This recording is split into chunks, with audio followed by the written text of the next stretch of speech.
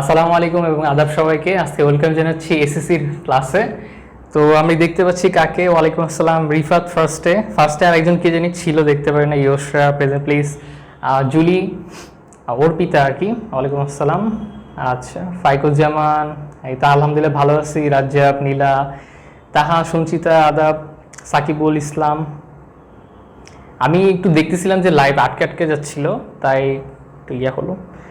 ওয়ালাইকুম আসসালাম, শাহিদা রহমান।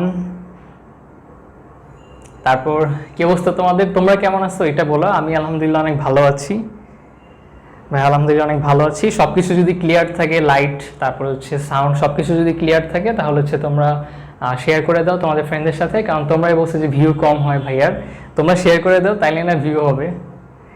আচ্ছা, আমার মোবাইলের পেছনে হচ্ছে এটা একটু ফ্লাওয়ার কভার। হ্যাঁ, দেখতে একটু ফিমেল কভারের মতো লাগে। তো এটা আমার না, এটা হচ্ছে আম্মুর, বুঝছো। ওয়ালাইকুম আসসালাম, সাইফুল ইসলাম। ওকে, যাক, আলহামদুলিল্লাহ। তো আজকে আমরা কি পড়বো? আজকে হচ্ছে তোমরা দেখতে পাচ্ছ যে ভাইয়া এদিকে লোগো লাগাইছি, ওইখানে চ্যাপ্টারের নাম দিছি। তো এগুলো দেওয়ার কারণে হচ্ছে একটু দেখতে সুন্দর লাগে, প্লাস হচ্ছে হঠাৎ করে কেউ লাইভে আসলে বুঝতে পারে যে আচ্ছা কোন জায়গায় কী হচ্ছে জিনিসগুলো। ওয়ালাইকুম আসসালাম মারিয়াম। আচ্ছা, আলহামদুলিল্লাহ তাহা, আমি ভালো আছি। শশী কই? শশীকে তো দেখতে পাচ্ছি না। তারপর হচ্ছে সাইদুর, তারপর জামিল, তানজিলা চলে আসছে। ওয়ালাইকুম আসসালাম। তারপর যে তুর্কি সাহা, আলহামদুলিল্লাহ। আফসানা, আমি ভালো আছি। ওয়ালাইকুম আসসালাম মহিন। অনেকেই কমেন্ট করছিল যে ক্লাসে থাকবা, তো আমি দেখতে পাচ্ছি আর কি কে কে কমেন্ট করছিল থাকবা, আসলে আসো নাকি। এই যে শশী চলে আসছে, ওয়ালাইকুম আসসালাম, তোমার নাম আমি বলতেছিলাম। তো ঠিক আছে, চলো শুরু করি। আজকে হচ্ছে আমরা তোমার অস্থি আর তরুণাস্থি যে চ্যাপ্টারটা, ওটা হচ্ছে শেষ করে ফেলবো। আরও 2টা ক্লাস হয়েছে। এখন কথা হলো যে ভাইয়া এই চ্যাপ্টারটা তো শর্ট সিলেবাসে নাই, তো না থাকলে তোমার পড়তে হবে। কারণ কি, তোমরা যখন এইচএসসি দিবা, তো তোমাদের এইচএসসি তো অনেক পরে, তাই না? ততদিনে ইনশাল্লাহ প্যান্ডেমিক চলে যাবে।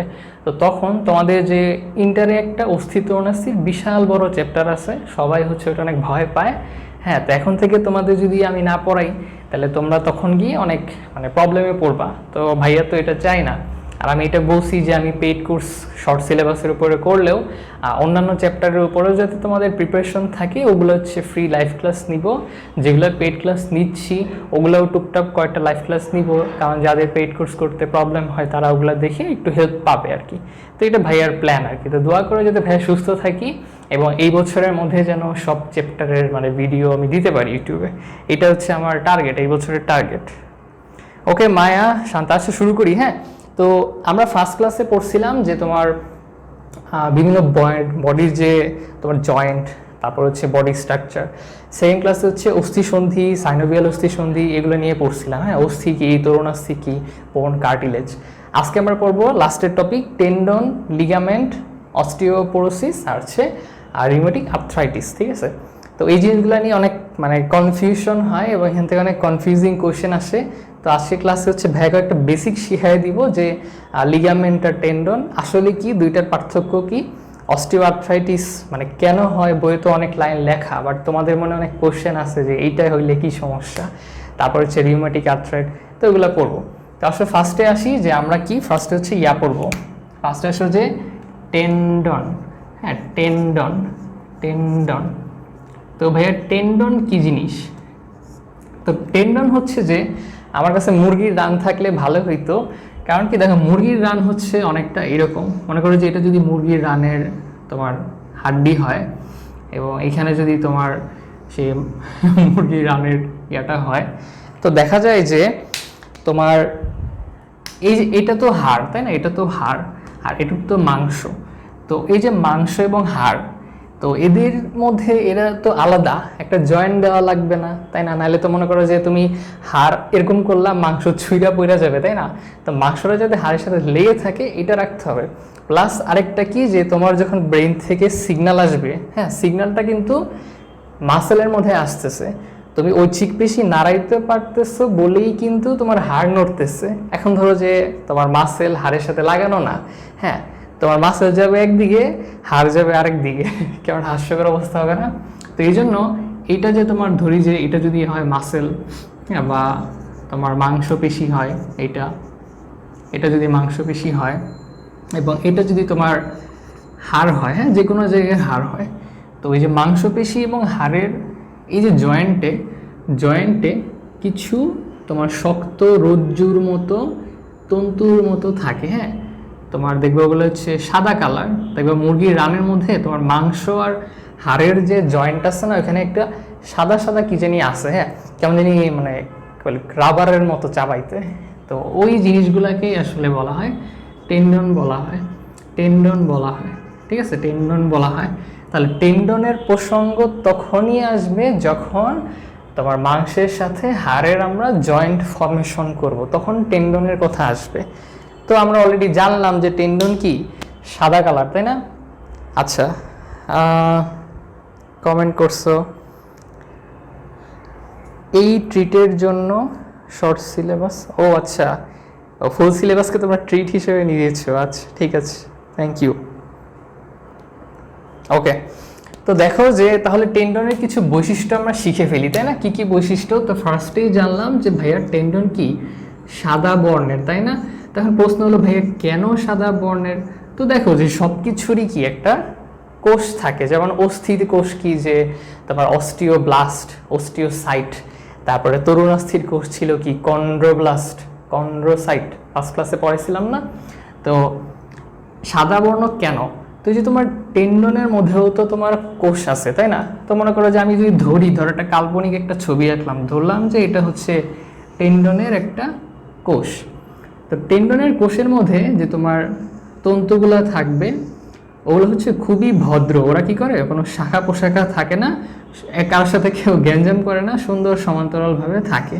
এবং এই তন্তুগুলো হচ্ছে কি শ্বেত তন্তু, শ্বেত মানে কি সাদা, তার মানে কি শ্বেত তন্তু, তাই না, শ্বেত তন্তু। তারপরে দেখলাম যে এরা কি শাখা প্রশাখা বিহীন, হ্যাঁ, শাখা বিহীন, এরা হচ্ছে শাখা বিহীন। তো এরা কি অনেকগুলা তন্তু মিলে একটা আটির মতো তৈরি করে। মনে করো যে এটা একটা তন্তুর আটির মতো, হ্যাঁ। তবে আটি মানে কি, যে মনে করো যে অনেকগুলো একসাথে আমি একটা গিট দিয়ে রাখলাম, দেখো শাকের আটি দেখছো না, অনেকগুলো শাক, লাল শাক, তারপর পুঁই শাক আটি বাঁধা রাখে, ওইরকম এই তন্তুগুলা আটি বাঁধা অবস্থায় থাকে। পরে ওই আটিগুলা অনেকগুলো আটি হয়, মনে করো যে এখানে আরেকটা আটি, হ্যাঁ, আরেকটা আটি। তো এগুলোর চারপাশে আবার একটা টিস্যুর আবরণ থাকে, সেই টিস্যুটাকে বলা হয় কি অ্যারিওলার টিস্যু, কি অ্যারিওলার টিস্যু বা তন্তুময় টিস্যু, হ্যাঁ, অ্যারিওলার টিস্যু। আমাদের বইয়ে দেখবে সব লেখা আছে, ভাইয়া জাস্ট একটু মানে ভিজুয়ালাইজ করানোর চেষ্টা করতেছি। তো এরকম করে তারা অনেকগুলো তন্তু একসাথে লেগে থাকে, দেখবা, ঠিক আছে, একসাথে লেগে থাকে। কারণ কি তাদেরকে মানে কনডেন্সড অবস্থায় থাকতে হবে। কনডেন্স মানে কি, মানে একসাথে দলবদ্ধ হয়ে থাকতে হবে, ঠিক আছে। তো এইভাবে থেকে এই কাজ করে। তাহলে আমরা এক নাম্বার কি জানলাম, যে এখানে সাদা বর্ণের তন্তু থাকে বা শ্বেত তন্তু থাকে, এটা জানলাম। তারপরে জানলাম যে শাখা প্রশাখা বিহীন, তাই না, শাখা প্রশাখা বিহীন, মানে এদের যে ম্যাট্রিক্সটা আছে বা মাতৃকা আছে সেখানে কি তন্তুগুলো শাখা প্রশাখা বিহীন থাকে। তারপর কি এটা হচ্ছে কি আটি বেঁধে থাকে, তাই না, আটি বেঁধে থাকে বা দলবদ্ধ অবস্থায় থাকে, আটি বেঁধে থাকে, দলবদ্ধ অবস্থায় থাকে। তো টেন্ডনটা হচ্ছে তাহলে ক্লিয়ার। তাহলে টেন্ডনে অনেক সময় পরীক্ষা আসে যে টেন্ডনে কোন বর্ণের তন্তু থাকে, এটা টেন্ডন কোথায় থাকে, মাংসপেশি এবং হাড়ের যে জয়েন্ট ওই জায়গায় থাকে। তো এটা হচ্ছে টেন্ডন, হ্যাঁ, টেন্ডন নিয়ে হচ্ছে এগুলাই বেসিক কথাবার্তা। তো তারপর আরও কিছু আছে, যে দেখো যে টেন্ডন হচ্ছে অনেক শক্ত। টেন্ডন আসলে কোথায় দেখাবো, হাতে তো আসলে দেখানোর ইয়া নাই। তো টেন্ডন হলে কি অনেক শক্ত হয়, বুঝছো, মানে একদম টানা, খুব টাফ, হ্যাঁ। ধরো যে আমি ধরলাম যে হাতের এখান থেকে এইখানে একটা টেন্ডন আছে, তো টেন্ডনকে টেনে হচ্ছে এত দূর লম্বা বানানো হয়েছে, হ্যাঁ। মনে করো এইখানে টেন্ডনটা যুক্ত হয়ে আছে, আবার এইখানে যুক্ত হয়ে আছে, হ্যাঁ, ধরলাম হাতের একটা টেন্ডন।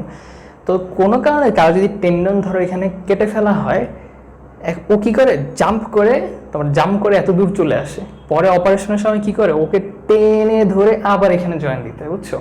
যে ওরা অনেক শক্ত, কিন্তু হচ্ছে যে তোমার অস্থির মতো তো ভাঙে না, হ্যাঁ, শক্ত ঠিক আছে, কিন্তু হাড়গুলো যেমন ভেঙে যায় ওরা অতটা ভাঙে না, কিন্তু ওরা ছিঁড়ে যায় বা কেটে যায়, হ্যাঁ। তো ওরা অনেক শক্ত, এটুকু বলার ছিল। তো ওরা হচ্ছে বিভিন্ন, তোমাদের বই লেখবা যে লেখা আছে পেশি টান প্রতিরোধ করে। পেশি টান বলতে আসলে মনে করো যে তোমার পেশিতে হঠাৎ করে টান লাগলো, তো টান লাগলে পেশি তো ছিঁড়ে যেতে পারে, তো টেন্ডন হচ্ছে অনেক শক্ত এবং মজবুত হয়, এই জন্য ওরা টানগুলা সহ্য করতে পারে, বুঝছো? এ হচ্ছে কাহিনী। আচ্ছা, কমেন্ট দেখি। আজকে ভিউয়ার অনেক, এটার কারণ কি?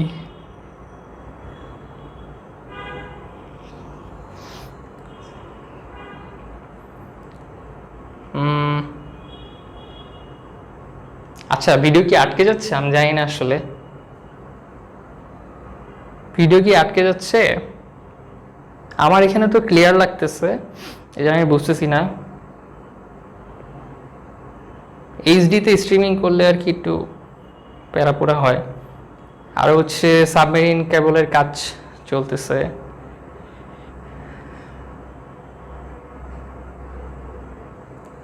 ও ওকে, ঠিক আছে। আচ্ছা, ঠিক আছে।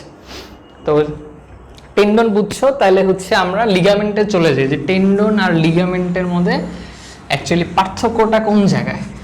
আমিও বুঝছো তোমাদের মতো যখন 9-10-এ ছিলাম তখন আমার প্যাচ লাগতো যে ভাই লিগামেন্ট আর টেন্ডন তো একই জিনিস, এগুলো প্যাচানোর কি আছে, বাট এগুলো এক না। হ্যাঁ, একটু কিছু ডিফারেন্স আছে। ওই আমার আজকের টার্গেট ওইটাই হচ্ছে তোমাদেরকে বোঝানো। তো এখন আমরা জানবো কি লিগামেন্ট।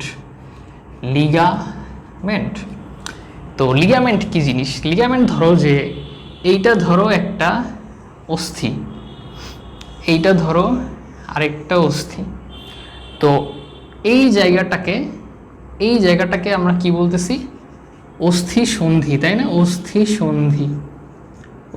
সন্ধি বলতেছি এই জায়গাটাকে। তো এখন অস্থি সন্ধিতে আমরা অনেক কিছু পড়ছিলাম, যখন সাইনোভিয়াল অস্থি সন্ধি পড়ছিলাম যে তন্তু থাকে, সাইনোভিয়াল তন্তু থাকে, কত কিছু থাকে। তো এরপরেও এই অস্থিগুলাকে ধরে রাখার জন্য কিছু তন্তুর মতো থাকে, তো ওই তন্তুগুলাকেই বলা হয়, আমরা আদর করে কি ডাকি? লিগামেন্ট বলি, ঠিক আছে? লিগামেন্ট বলা হয়। তো তাইলে ব্যাপারটা কি দাঁড়াইলো যে টেন্ডন আর লিগামেন্টের পার্থক্যটা কই? টেন্ডনে কি হয়েছিল? টেন্ডনে তোমার হাড় ছিল, হাড়ের মাথায় মাসেল ছিল, তো ওই মাসেল আর হাড়ের যে জয়েন্ট সেখানে ছিল টেন্ডন। হ্যাঁ, মাসেল এবং হাড়ের জয়েন্টে টেন্ডন ছিল, কিন্তু এইখানে দুইটা হাড়ের মাঝখানে যে অস্থি সন্ধি, সেইটাকে স্ট্রং করার জন্য যেটা আছে সেইটাই হচ্ছে লিগামেন্ট। তাহলে 1 নাম্বার পার্থক্য হচ্ছে যে টেন্ডন মাসেলকে অস্থির সাথে সংযোগ করে, আর লিগামেন্ট অস্থির সাথে অস্থির সংযোগ করে। বুঝছো বেসিকটা? এইটাই হচ্ছে মেইন বেসিক। আমার কাছে আগে সবই একরকম মনে হইতো, তো এই হচ্ছে অবস্থা। তাহলে লিগামেন্ট কি করে? এই জন্য লিগামেন্ট যেহেতু অস্থির সাথে অস্থির সংযোগ সাধন করে, তাই এইটাকে অস্থি বন্ধনী বলা হয়। বুঝছো কেন অস্থি বন্ধনী বলা হয়? যে একটা অস্থির সাথে আরেকটা অস্থির বন্ধন সাধন করে লিগামেন্ট, আর মাসেলের সাথে অস্থির বন্ধন সাধন করে টেন্ডন। তো লিগামেন্টে হচ্ছে, টেন্ডনে দেখছিলাম কি শ্বেততন্তু থাকে, লিগামেন্টে 2 ধরনের তন্তু থাকবে, একটা হচ্ছে পিত্তন্তু আর একটা হচ্ছে শ্বেততন্তু। পিত মানে হচ্ছে একটু হলুদ কালার টাইপ, হলুদাভ, আর শ্বেত মানে তো সাদা, জানো। তারপরে টেন্ডনের কোষগুলাতে দেখছিলাম ওরা ভদ্র, ঝামেলা করে না, শাখা প্রশাখা বিহীন, কিন্তু এখানে হচ্ছে কি শাখা প্রশাখা থাকবে। তারপরে টেন্ডনে দেখছিলাম যে ওরা দলবদ্ধ হয়ে থাকে, কিন্তু লিগামেন্ট সে একক বা দলবদ্ধ 2 ভাবেই সে থাকতে পারে। এবং লিগামেন্ট হচ্ছে টেন্ডন অপেক্ষা একটু ইলাস্টিক কাপড়, কি যে টান দিলে একটু লম্বা হয় না? হ্যাঁ, অনেকে পছন্দ করো। তো লিগামেন্ট হচ্ছে টেন্ডনের তুলনায় একটু মানে ইলাস্টিক বা স্থিতিস্থাপক, তাই না? যে একটু টানটন লাগলে সমস্যা হয় না। অনেকেরই দেখবা যে খেলাধুলা করতে গিয়ে বা ভারী কাজ করতে গিয়ে লিগামেন্ট ছিঁড়ে যায়, তো ওই লিগামেন্টটা একবার ছিঁড়ে গেলে তোমার ওটা জোড়া দিলে আবার ছেঁড়ার চান্স থাকে। তোমরা অলরেডি দেখছো যে যে বাংলাদেশ ক্রিকেট খেলোয়াড় যে ক্যাপ্টেন মাশরাফি বিন মুর্তজা, ওনার কিন্তু পায়ে লিগামেন্ট কয়েকবার ছিঁড়ছে, 7-8বার ছিঁড়ছে। ওনার পুরো পায়ে হচ্ছে দেখবে যে অল টাইম ব্যান্ডেজ লাগানো থাকে। কি অবস্থা? Ligament clear. আমার মনে হয় অনেকের হচ্ছে নেটে প্রবলেম করতেছে, তাদের একটু আটকায় যাচ্ছে আর কি। আমি আবার মোবাইলে ক্লিয়ার দেখতেছি, আটকাচ্ছে না। আচ্ছা, তানিয়া তন্নি মেবি নাই। তো তাহলে তোমরা কি লিগামেন্ট আর টেন্ডনের পার্থক্যটা বুঝছো? তো তোমাদের SW আজকে থাকবে যে লিগামেন্ট আর টেন্ডনের হচ্ছে পার্থক্য লিখবা। হ্যাঁ, পার্থক্য লিখবা এবং একটা হ্যাশট্যাগ ইউজ করবা। তোমরা সে একটা হ্যাশট্যাগ ইউজ করবা। কই লিখবো যে হ্যাশট্যাগ BC SW, তারপর ড্যাশ দিয়ে কি দিবা? অস্থি মানে হচ্ছে তোমার বোন, আর সরি অস্থি না, তো টেন্ডনের T, লিগামেন্টের L, TL। কিন্তু এটা দিলে কি বুঝবে যে টেন্ডন বা লিগামেন্ট? কিন্তু টেন্ডন লিগামেন্ট হচ্ছে একসাথে লিখতে গেলেও কষ্ট। কি করা যায়? টেন্ডন লিগামেন্ট কি করা যায়? তোমরা সাজেস্ট করো যে আজকে SW হ্যাশট্যাগ কি হবে। তোমরা দেখি কারটা বেস্ট হয়, যে কিভাবে দিলে বেটার হয়। হ্যাঁ, এসএসসি। আলোর কারণে লেখা ফ্রেশ না। আচ্ছা, বুঝতে পেরেছি।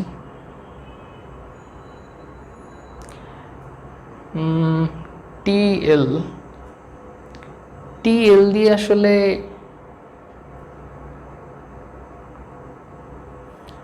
হ্যান্ডরাইটিং ভালো করে প্র্যাকটিস হচ্ছে যে তোমার যে হ্যান্ডরাইটিংটা ভালো লাগে তুমি ওই হ্যান্ডরাইটিংয়ের একটা পেজ নিবা, তারপর ওইটা দেখে কপি করার চেষ্টা করবা। ওই নতুন পেজ তোমার লিখতে 1 ঘন্টাও সময় লাগতে পারে, বাট তোমাকে সময় দেওয়া লাগবে। তো ওরকম প্রথম দিন 1 ঘন্টা লাগলে পরের দিন দেখবা 50 মিনিট, পরের দিন দেখবা 30 মিনিট, তো পরে দেখবা আস্তে আস্তে হয়ে গেছে। প্র্যাকটিস করতে হবে। TL, okay fine. TL তাহলে hashtag BC SW TL, fine. আজকে SW জমা দেওয়ার হ্যাশট্যাগ হচ্ছে এইটা। তো টেন্ডন আর লিগামেন্টের মধ্যে পার্থক্যটা ভাইয়া হচ্ছে আরেকবার বলি যে আসলে কাহিনীটা কি হইল। কাহিনীটা আরেকবার কি হইল দেখো। টেন্ডন হচ্ছে তোমার, এটা যদি মাসেল হয়, হাড়ের সাথে যে সংযোগ, মাসেলের সাথে হাড়ের সংযোগ, হ্যাঁ, ওরা হচ্ছে দলবদ্ধ হয়ে থাকবে, শ্বেততন্তু থাকবে। আর লিগামেন্টে কি হবে? হাড়ের সাথে হাড়ের যে জয়েন্ট, অর্থাৎ অস্থি সন্ধিতে যে এক্সট্রা কিছু থাকে সেটাই হচ্ছে অস্থির বন্ধনী বা লিগামেন্ট। এবার এখানে 2 ধরনের তন্তু থাকে, পীততন্তু, শ্বেততন্তু। এটা শাখা প্রশাখা থাকে, ওরা একসাথে থাকতে পারে, আলাদা থাকতে পারে। ওরা হচ্ছে টেন্ডনের থেকে স্থিতিস্থাপক এবং এর চেয়ে কম মানে শক্ত, যেন মানে ইজিলি ছিঁড়ে যায়। তো এই হচ্ছে কয়েকটা পার্থক্য। তো তোমার যে SW দিলাম ওখানে মোটামুটি 4টা পার্থক্য লিখলে এনাফ। 4টার বেশি যদি বানাইতে পারো তাহলে তো মাশাআল্লাহ। তো এখন আমরা কি পড়বো? এখন আমরা পড়বো হচ্ছে osteoporosis. So let's go to osteoporosis. আমি যখন 9-10 ছিলাম তখন এটার নাম শুনেই আমার কঠিন লাগছিল এবং এই টপিকে আমি স্কিপ করছিলাম, পরে গিয়ে ধরা খাইছিলাম।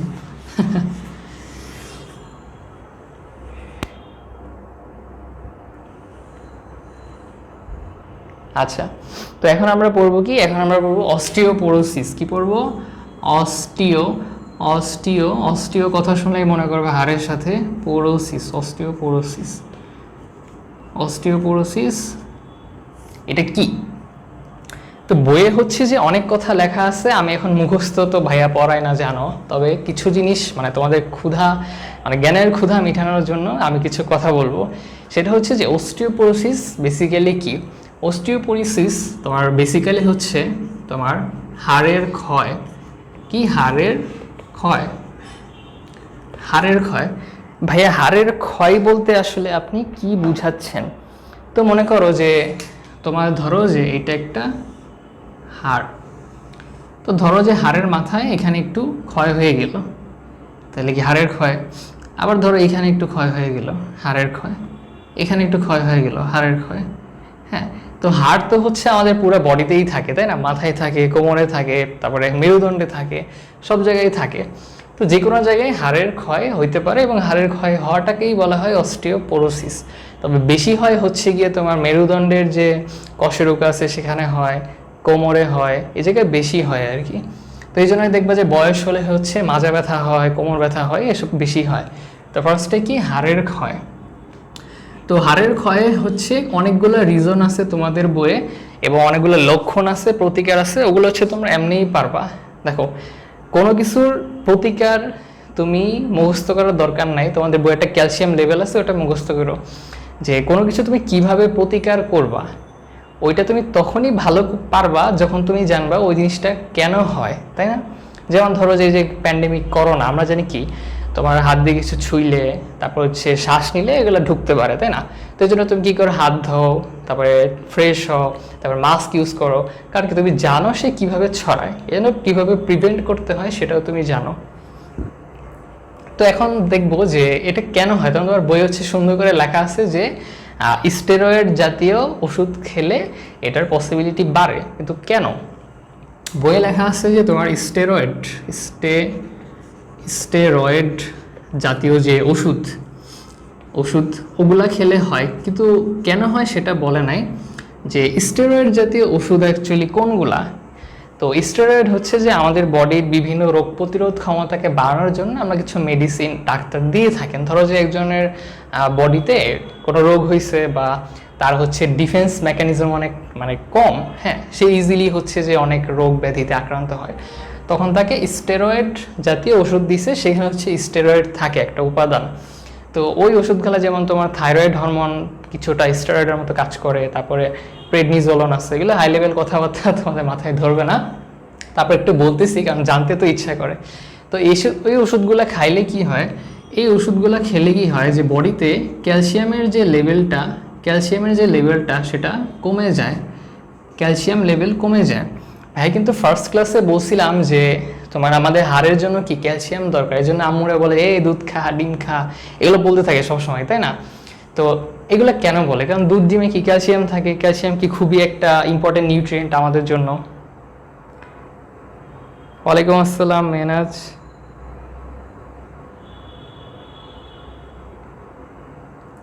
হ্যাঁ, এগুলো হচ্ছে যে 22-21 কোনো জায়গায় নাই। আচ্ছা, লাইটের বেশি রিফ্লেক্ট দেখা যাচ্ছে, এটার কিছু একটা করা লাগবে।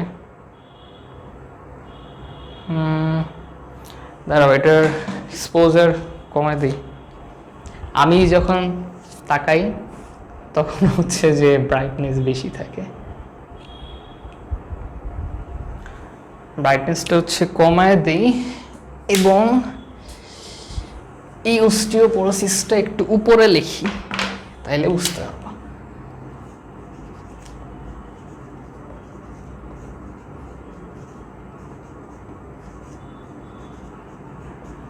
অনেক জায়গায় লাইভে দেখি লাইট কম, আর আমার এখানে লাইটের জ্ঞানের বাতি অনেক বেশি। মায়া হচ্ছে কিছুই দেখতে পারতেছে না।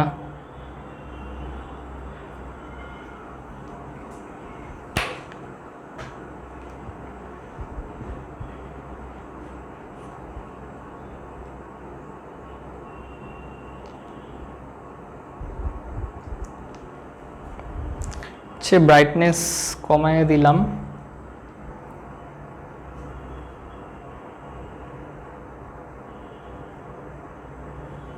আচ্ছা, অনেকে বলছো স্কিপ করবে, স্কিপ কেন করবা? আমি তো এটা বলছি যে এই চ্যাপ্টার তোমার এইচএসসিতে অনেক বড় আছে, তুমি যখন এইচএসসিতে উঠবা তখন তোমার লাগবে, অস্তিত্ব অনার্সি লাগবে, তখন তো হা করে তাকায় থাকবা। তো এই জন্য হচ্ছে আমি পড়াইতেছি, নাহলে আমি কেন পড়াইতাম, তাই না? চাইলে শুধু শর্ট সিলেবাসই করাইতাম।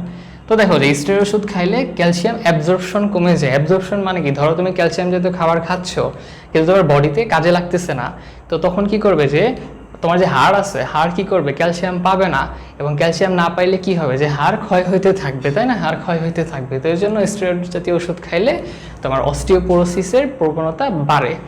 তারপর সেকেন্ড পয়েন্ট তোমাদের বলছে যে মেয়েদের হচ্ছে মনোপজ হওয়ার পরে বা হচ্ছে মাসিক বন্ধ হয়ে গেলে তখন হচ্ছে যে এই জিনিসটা বাড়ে। কিন্তু কেন বাড়ে সেটা হচ্ছে বলা হয় নাই। দেখো যে ফিমেল বডিতে একটা হরমোন আছে, ওটাকে বলা হয় ইস্ট্রোজেন বা এস্ট্রোজেন যাই বলো। তো যখন মেনোপজ হয় মানে হচ্ছে মাসিক অফ হয়ে যায়, তখন এই ইস্ট্রোজেন বা এস্ট্রোজেন যেটাই বলো, তো ইস্ট্রোজেন যে হরমোনটা থাকে ওই হরমোনটা হচ্ছে কমে যায়, হ্যাঁ, সেটা ড্রপিং হয়। কমে যাওয়ার কারণে তো ইস্ট্রোজেন হরমোন যখন থাকে তখন ক্যালসিয়ামটা ভালো অ্যাবজর্ব হয়, কিন্তু ইস্ট্রোজেন হরমোন যখন কমে যায় তখন ক্যালসিয়াম অ্যাবজর্পশনটা কমে যায়, ক্যালসিয়াম ঠিকমতো কাজ করতে পারে না। তো এই জন্য পরবর্তীতে দেখা যায় যে আলটিমেট যে কাহিনী সেটা কি, যে ক্যালসিয়াম বডিতে কমে যাচ্ছে।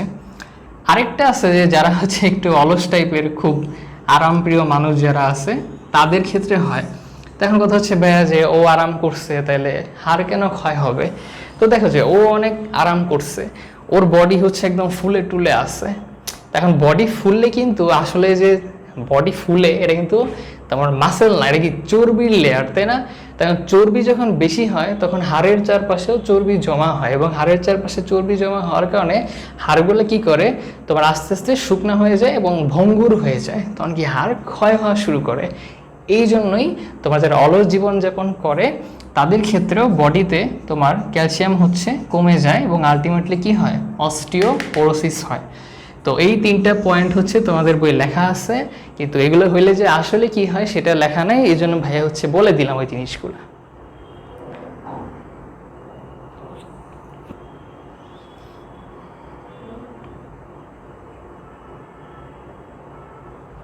তো এই হলো অস্টিওপোরোসিসের কাহিনী। তো এখন অস্টিওপোরোসিস প্রতিরোধ করতে হলে কি হবে, যে স্টেরয়েড খাওয়া বন্ধ করে দিবা? না, বন্ধ করে দিবা না, কারণ কি তোমার শরীরের জন্য স্টেরয়েড একটু লাগে।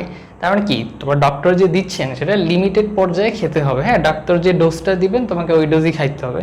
তারপর কি করতে হবে, যে মেনোপজ হয়ে গেলে কি করতে হবে, তো মোটামুটি বলা হয় যে 35 বছর উপরে গেলে সবার হচ্ছে ক্যালসিয়াম এবং আয়রনের ট্যাবলেট খাওয়া উচিত, ঠিক আছে, প্রতিদিন।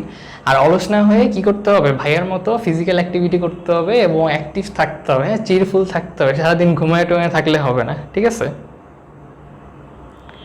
আচ্ছা, তো তোমরা অস্টিওপোরোসিসের ব্যাপারটা বুঝতে পারছো। তোমাদের বইয়ে দেখবে যে একটা ক্যালসিয়াম লেভেল দেওয়া আছে, ওইটা হচ্ছে মুখস্থ করবা, ঠিক আছে?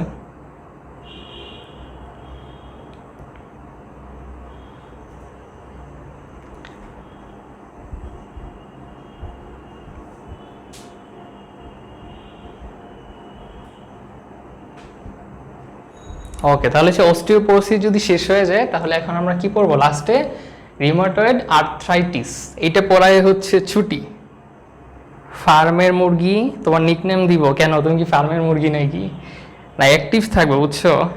অ্যাক্টিভ থাকার টিপস, ও ভাই, অ্যাক্টিভ থাকার আবার টিপস, তাহলে কি বলবো? তাহলে বলবো যে তুমি তোমার আম্মুরে বইলা লাগবা যে আম্মু একটু পর পর এসে আমার একটা ঝাঁটার বাড়ি দিবা, ঝাঁটার বাড়ি দেওয়ার ফলে তুমি অ্যাক্টিভ থাকবে, বুঝছো? এটা হচ্ছে একদম pro mega ultra trips. Sanchita, thank you. 1200 milligram calcium খাইতে হবে। তো এটা কি প্রতিদিন খাইতে হবে না প্রতি মাসে খাইতে হবে? এটা তোমাদের বই কি দেওয়া আছে? ওটা একটু লিখে দিও। দৈনিক, ঠিক আছে, 1200 মিলিগ্রাম প্রতিদিন খাইতে হবে, হ্যাঁ, প্রতিদিন খাইতে হবে, দৈনিক খাইতে হবে। ডিপ্রেশন ইউসা খুব সেন্টিওয়ালা একটা ইমোজি দিছে। তো ঝাঁটার বাড়ি মারি না খাইলে, যদি নিজে নিজেকে কন্ট্রোল করতে না পারো তাহলে আসলে ঝাঁটার বাড়ি একটু দরকার আছে। আমি আগে কি করতাম, ধরো পড়তে পড়তে খুব ঘুম আসতেছে, হ্যাঁ, তখন নিজের এত জোরে চিমটি দিতাম যে একদম ব্যথায় আর ঘুম আসতো না, বুঝছো, পড়তাম বসে বসে পরীক্ষার আগে। তোমরা এটা কাজে লাগাতে পারো। তো এখন আমরা পড়বো কি, রিউমাটয়েড আর্থ্রাইটিস বা কি বলে, গেটে গেটে ব্যথা নাকি বাতজ্বর, বাংলা নাম মনে থাকে না। রিউমাটয়েড আর্থ্রাইটিস বা গেটে বাত, রিউমাটয়েড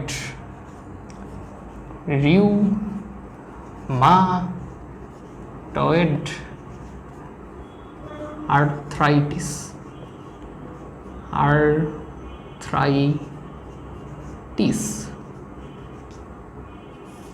ওকে, এটা মানুষকে টিস করে তো তাই আর্থ্রাইটিস নাম দিছে। তো এইটা কি, এইটা হচ্ছে যে এই রোগের কোনো মানে স্পেসিফিক রিজন নাই, অনেকগুলো কারণ মিলে হচ্ছে এটা হয়। তো এইটাও হচ্ছে অনেকটা, এটা ইয়াং এজেও হইতে পারে, বয়স্কদের হইতে পারে। তো এইটা আগেরটার পার্থক্য কি দেখো, আগেরটা হইছিল হচ্ছে হাড়ের ক্ষয়, এটা তোমার যে কোনো জায়গায় হইতে পারে হাড়ের ক্ষয়, কিন্তু এইটা রিউমাটয়েড আর্থ্রাইটিস যেটা, এটা হবে বোনের যে জয়েন্টে বা অস্থি সন্ধিতে হচ্ছে এই জিনিসটা অ্যাটাক করে, যে অস্থি সন্ধিতে তোমার ব্যথা হবে, তারপরে হচ্ছে ফুলে যাবে, হ্যাঁ দেখবো ব্যথা হয়ে ফুলে যাবে, নাড়াইতে পারতেছে না, তারপরে হচ্ছে অস্থি শক্ত হয়ে যাবে, শক্ত হয়ে গেলে কি হবে, তুমি নাড়াইতে পারবা না। তো আগেরটার এটার পার্থক্য হচ্ছে যে তোমার অস্টিওপোরোসিসে হাড় ভেঙে যায়, হাড় ক্ষয় হয়ে যায়, ঠিক আছে। তো আর কিন্তু এই রিউমাটয়েড আর্থ্রাইটিস যেটা, সেখানে হাড় না, দুইটা হাড়ের যে সন্ধি আছে না, ওই সন্ধিতে মনে করো যে এটা জয়েন্ট, এই সন্ধিতে যদি ব্যথা করে তাহলে হচ্ছে আর্থ্রাইটিস, আর যদি শুধু হাড়ে ক্ষয় হয় তাহলে কি অস্টিওপোরোসিস। তখন দুইটা একসাথেও হইতে পারে, আলাদাও হইতে পারে। একসাথে হইলে তার কপাল আসলে খুবই খারাপ, আর যদি আলাদা হয় তাহলে একটু কন্ট্রোলে থাকা যায়। তো রিউমাটয়েড আর্থ্রাইটিসের আসলে পার্মানেন্ট কোনো সলিউশন নাই, তাকে হচ্ছে পরিশ্রম করে খাবার দাবার খেয়ে তারপরে ফিজিক্যাল অ্যাক্টিভিটি করতে হয়, বাট একটু কম কম করতে হয়, কারণ অনেক ব্যথা ট্যাথা থাকে, কিন্তু করতে হবে, না হইলে কিন্তু তোমার ওই জয়েন্ট একবারে একদম ফিক্সড হয়ে যাবে, পরে দেখবে যে নাড়াইতে পারতেছে না। হ্যাঁ, এর একটু ফিজিক্যাল অ্যাক্টিভিটি করা লাগবে। তো এই হচ্ছে তোমার অস্টিও আর্থ্রাইটিস, কি বলতেছে, অস্টিওপোরোসিস আর রিউমাটয়েড আর্থ্রাইটিসের পার্থক্য, যে পোরোসিসে ক্ষয় হবে হাড়ের, কিন্তু এখানে সন্ধিতে মানে জয়েন্টে হচ্ছে ব্যথা হবে, ফুলে যাবে, এগুলো হবে। এছাড়া আরও অনেক কথা আছে, ওগুলো তোমরা পারবা, মুখস্থ জিনিস, যেন ভাই আছে মুখস্থ জিনিস পড়াইতেছি না। তো এখন হচ্ছে যে এইটারও হচ্ছে অনেকগুলো রিজন থাকতে পারে, যে একজনের ধরো যে জয়েন্টে ব্যথা হয়েছে তার কিছু রিজন থাকতে পারে, আবার আরেকজনেরও ব্যথা হয়েছে তার অন্য কোনো রিজন থাকতে পারে, ঠিক আছে। এই হচ্ছে অবস্থা।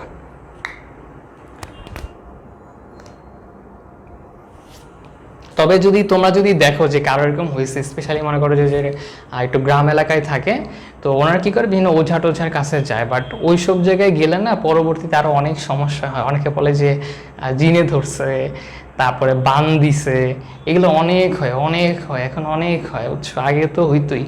তো এরকম যদি কাউকে দেখো, তোমার বলার কাজ, তুমি বলবা যে আপনি একজন স্পেশালিস্ট ডক্টর দেখান, হ্যাঁ, হাড়ের যে ডক্টর তাদেরকে দেখান, অর্থোপেডিক্স যারা তাদেরকে দেখান, এটা বলে দিবা। এরপর যদি ওনারা শুনলো, না শুনলে তো তুমি তো ছোট, তুমি আর কি বলবা। পার্ট 1 আর 2 এর লিঙ্কটা ইয়োর সাইন বক্সে দিয়ে দিও। আচ্ছা, গিটে বাত বাত মানে হচ্ছে এটাকে, মানে অনেকটা বাত মানে রিউমেটিক, তোমার আর্থ্রাইটিস হলে রিউমেটিক ফিভার হয়, ফিভার মানে জ্বর, হ্যাঁ। তো ওই জ্বর মানে হচ্ছে তোমার বাত জ্বর, হ্যাঁ। তো বাত জ্বর হইলেও অনেক সময় এটা হয়, তো ওই বাত থেকে আসলে বাত আসছে। তো আমাদের হচ্ছে টপিক এইখানেই শেষ। তো তোমাদের HW ছিল ওইটা, যে তোমার লিগামেন্ট আর টেন্ডনের মধ্যে পার্থক্যটা লিখবা, এবং হ্যাশট্যাগ ইউজ করবো, যে হ্যাশট্যাগ BCHW ড্যাশ টেন্ডনের T, লিগামেন্টের L, TL। তো এইটা হচ্ছে ফার্স্টে কিন্তু টেন্ডন, পরে লিগামেন্ট, হ্যাঁ, বইয়েও যেভাবে টপিক সাজানো TL, অনেকে আবার LT লিখো না, TL লিখো, তাহলে হচ্ছে ইয়া থাকবে। তো এখানে হচ্ছে তোমাদের আজকে ক্লাস শেষ। তো এই চ্যাপ্টারে হচ্ছে সবগুলো টপিক হয়ে গেল, আজকে রাতে ইনশাল্লাহ এটা আপলোড দিয়ে ফেলবো, কালকে সকালে ভাইবা আছে, এখন আমি যাই পড়তে বসবো, আমারও HW দিছে, আমারও HW করা লাগবে। তো দোয়া করে আমার জন্য, তোমরা ভালো থেকো। আর সোমবারে কিন্তু এটার MCQ পরীক্ষা আছে, দিও, হ্যাঁ। আগের পরীক্ষাতে অনেকেই পার্টিসিপেট করছে, প্রায় 60-এর উপরে স্টুডেন্ট তোমরা পরীক্ষা দিচ্ছ, আমার খুব ভালো লাগছে। এই যে আমি কোশ্চেনগুলো লিখি, টাইপ করি, 4টা পয়েন্ট টাইপ করি, বাংলা টাইপ করা কিন্তু অনেক কষ্ট। তো এই টাইপগুলো আমার কাছে সার্থক মনে হয়েছে, যে না সবাই পরীক্ষা দিছে। তো ঠিক আছে, সবাই ভালো থেকো, সুস্থ থেকো, পড়ো, প্রেশার নিও না, চিল করো, ওয়েদার ঠান্ডা আছে, তোমরাও ঠান্ডা থাকো, পড়াশোনাও ঠান্ডা থাকবে, আর HW করো, আর হচ্ছে যে পরীক্ষা দিও। সবাইকে সালাম এবং আদাব জানিয়ে শেষ করতেছি। আল্লাহ হাফিজ।